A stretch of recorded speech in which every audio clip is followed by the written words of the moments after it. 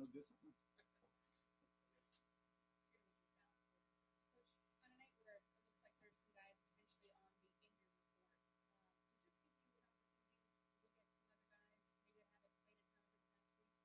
Yeah, got no choice really. But again, we're confident in the depth that we have.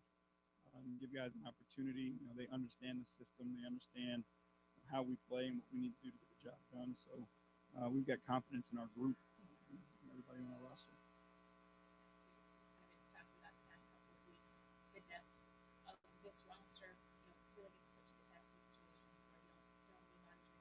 Yeah, it's the NBA, and 82 games is a ton of games, and that's what's important. And we keep telling everybody at some point in time you're going to get your shot at it. But it's a matter of what you do and take advantage of it or not. And our guys have been committed to it, and spot moments here and there, everybody's contributed at some level. So there's no reason why tonight should be any different.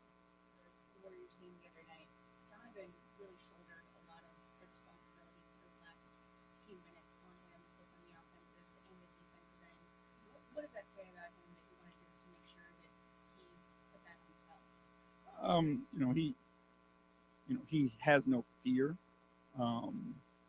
He understands the moment, but the end of those games, I shoulder responsibility as well.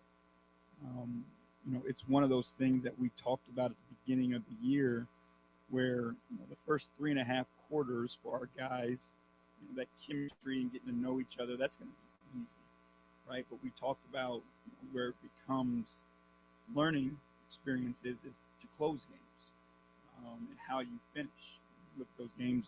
We've had leads, with under 2 minutes to go in those games. So, it's how do we put guys in the proper positions? How do they execute together? So those are things that we saw coming. We just have to have the time of the guys together on the floor in those situations to get better at it, and I've got to do more to help. Hi, Coach Bickerstaff. I'm Jax, and I'm a Cavs Club junior reporter. Nice to meet you too. I heard the team will be wearing a New Year logo. How do you feel about our city edition uniforms? I think they're awesome.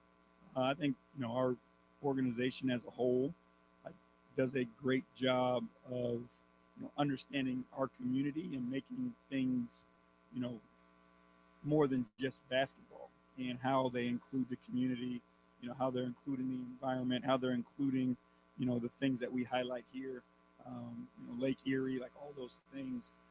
Our team tries to represent our city, and I think they did a great job of including all that stuff in our uniforms tonight. The guys are going to be playing.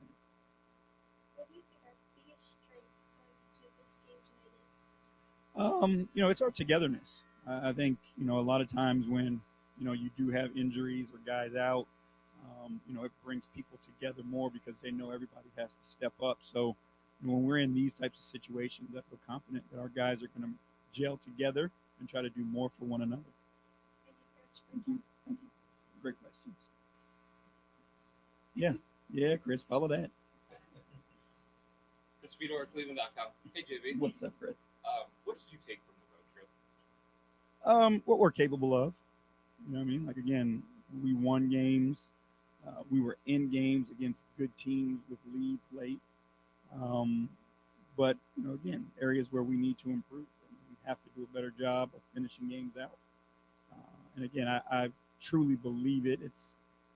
It's a work in progress, like we've talked about, because there's just so many things that happen in those moments. And when you're trying to include, different people versus different coverages and those types of things, it takes time.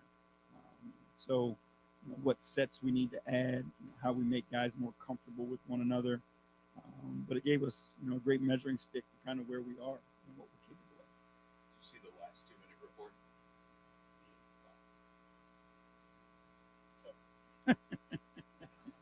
Counselor said the Athletic. JV, obviously, Dean, Jared, and Ryan Lewis is questionable. Are any of them available? They're questionable. Jared and Dean. Jared has been something that he's just been dealing with. And, the thinking behind it is having today give him like 4 days of rest before Milwaukee. It's just been sore. He's been powering through it. We've tried to do a better job of limiting his minutes the last few games to try to help him get through it. But again, understanding how long the season is and trying not to put him in positions where he has to miss weeks at a time, and try to manage the schedule as best we possibly can. And then Dean just had something flare up on him at shoot around that we're working through. Jonathan touched this after the season. There have been games where the second closed out, like the overtime against Boston, Washington. So you guys have done it. Did you see something different these past couple of games that is fixable in how you guys do those games? Yeah, I think your opponents matter. I think and give the Clippers and the Warriors credit. Like they got really physical with us down the stretch. And playing through that physicality,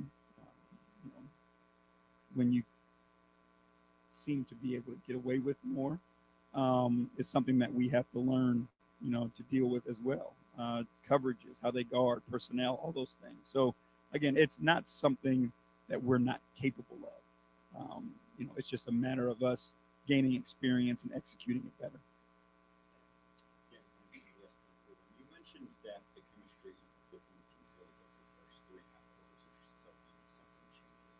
What exactly does change? It's not the chemistry that changes. It's the style of the game that changes, right? Like the first 3.5 quarters is typically faster paced, more freewheeling, random offense, those types of things. The last 6 minutes or 3 minutes or whatever you want to call it, the game typically slows down and it becomes more of a half court game. Coverages tighten up, physicality increases, those types of things. So it's not a chemistry issue as far as more of an execution through those things that we've got to just continue to work at. Bosses like that on the road. What's your message to the team after the third one? We're fine. There's no reason for us to panic. Again, we knew that these things take time, and I think that's where we've been preaching that message to our guys from the beginning of the season. Is like you're going to have some adversity. It's not just going to go smoothly and you're going to go 82-0. It doesn't happen. You go back and you just see the history of the game. I was with the Timberwolves team doing the radio when they brought in Sprewell and Sam Cassell, and they were around 500 to start Christmas. You go back to the Miami Heat teams when LeBron went there with Chris Bosh, like they were like 8-8 or 8-9 to start the season. So, when you add a talent like a Donovan Mitchell and you're building a team, especially with young guys who are still, trying to figure themselves out at points too, it takes time to figure that out. So our goal again is to continue to get better and play our best basketball towards the end of the year, which I think we're capable of. Tim Alcorn, Cavs audio verse. JD, that actually leads into my question. With Gobert coming to Minnesota, how have you seen the Timberwolves having to adjust the difference with the classic big guys? Well, I think it's spacing is always critical in the NBA, and how do you create enough room for everybody to operate, and learning how to use, with Gobert, it's more vertical spacing than it is, width on the floor. So him being in the dunk spot, him rolling and pick and roll, like how do you use that spacing? I think is new for them, and things that their guys have to kind of figure out. So, we know what he's capable of on the defensive end of the floor. We know what they're capable individually, offensively. It just takes time for guys to figure each other out and how to work with one another. I know Chris Finch well, and I know he'll get the most out of those guys, and they're working tirelessly to get it done. But it's just a matter of taking time. A couple of years ago, we brought in Drummond. Was it different to have big guy rather than guard or a wing like Donovan? Was there a timeline that's different? I don't think either one of them is a timeline, and I think your personnel around them, will dictate how long it kind of takes. And what that big guy versus guard strengths are. If he's a focal point of your offense, can you put the ball in his hands? Like all those things are different depending on who it is. So, it's hard to put a timeline on it. it's just a matter of you guys working through it and trying to figure it out.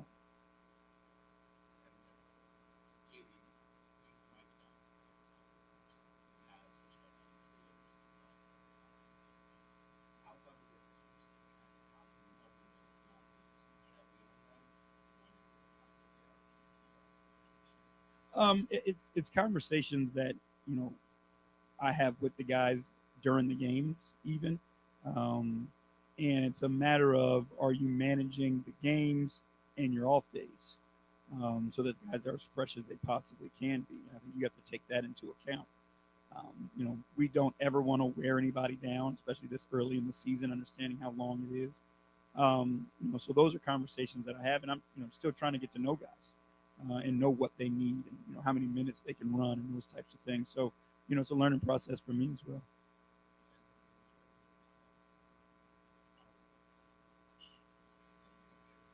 Yeah, no, he's good. Obviously, he went through the ankle thing, but he's good. He's healthy. I'm expecting him to play tonight.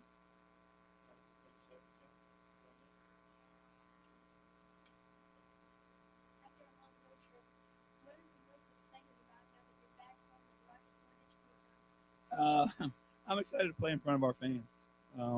There's no better feeling when the crowd gets going and the energy's in this building. There's not many places like it in the league, so I'm looking forward, to hearing the crowd erupt. Hopefully, getting a win in front of them. Thank you. Thank you, guys.